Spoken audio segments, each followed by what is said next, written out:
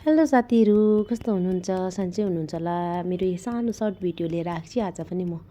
हाम्रो यो सिक्किम भिजिटको सानो एउटा क्लिप मैले क्याप्चर गरेको थिएँ होइन। यो फ्यामिली र भिजिट आउनु भएको बेलामा चाहिँ हामी फ्यामिली चाहिँ सिक्किम भिजिट गर्ने घुम्नु जानुको पनि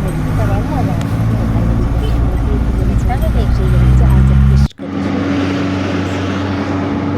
फोटोहरू चाहिँ मैले क्याप्चर गर्दै हालेको। अब यहाँबाट जाँदाखेरि हामी 8 दिन बाद होइन जाँदा इभिनिङ नै भइसक्यो थियो। तर इभिनिङमा जाँदा पनि राम्रो लाग्दो रहेछ।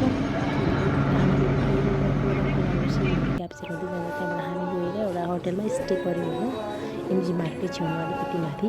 त्यहाँबाट हामीले कफीहरू पिउनु ठन्डा थियो, तर त्यति बेला अलिक ठन्डा थियो सिक्किम चाहिँ होइन।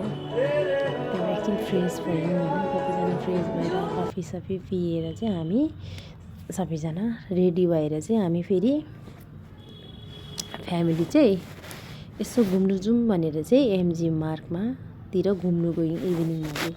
इभिनिङको भ्यू पोइन्ट चाहिँ अझमै राम्रो हुँदोरहेछ एमजी मार्कको। सबैले भन्थ्यो इभिनिङमा घुम्नु मजा आउँछ, राम्रो हुन्छ त्यहाँ। अब कहाँ बाहिर देशको जस्तै फिल हुने हो, अब राम्रो भाइब। त्यही भएर चाहिँ हामी सबैजना त्यहाँ निकै फेरि घुम्यौँ, फोटोहरू क्लिक गऱ्यौँ होइन।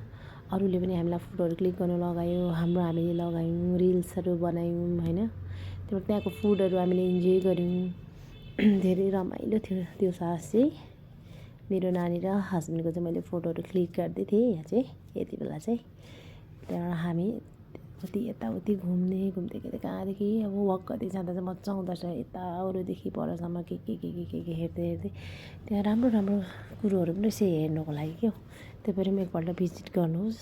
त्यहाँबाट हामी चाहिँ धेरै थाकेको थियौँ र फेरि हामी होटल गयौँ। फेरि मेरो छोरीले चाहिँ होटलमा गएर चाहिँ कोरियन फुड चाहिँ अब उसको त जहिले पनि फेभरेट हो नि त, कोरियन फुडै ट्राई गर्ने अरे। अन्त त्यहाँबाट हामीले सुसी किम्बाब भन्ने केहरू अर्डर गर्यो नानीले होइन, मेरो छोरीले। त्यहाँबाट उसले त्यहाँ प्यारोटहरू चाहिँ निकाल्दै फ्याँक्दैछ, फेरि उसलाई त्यस्तो चाहिँ मन पर्दैन है।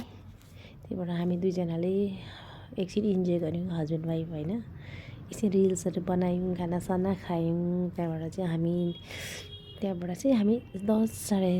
9:30 बजीतिर चाहिँ हामी रुम गयौँ। रुम गएर फ्रेस भयौँ। त्यहाँबाट हामी भोलि बिहानै उठेर चाहिँ हामी फेरि माथि भिजिट गर्नु थियो साङ्गु नथुला बाबा मन्दिर धामहरू।